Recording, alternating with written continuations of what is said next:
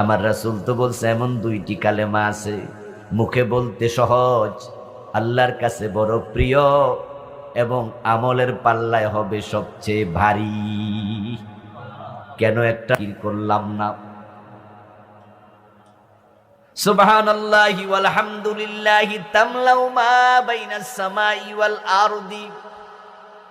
প্রিয় নবীজি সাল্লাল্লাহু আলাইহি ওয়াসাল্লাম বলেছেন, একবার সুবহানাল্লাহ ওয়াল হামদুলিল্লাহ পড়লে আল্লাহর বান্দা শোনো, আকাশ এবং জমিনের মাঝখানে যে ফাঁকা জায়গা আছে আল্লাহ ওই পরিমাণ নেক লিখে দেয়। ও প্রিয় ভাইয়েরা, যেই পরিমাণ গুনাহ আমরা করতেছি, গুনাহ দিয়ে আমাদের তো পাপের পাল্লা আমরা ভারী করে ফেলতেছি। আর পাপের পাল্লা যদি বেশি ওজন হয়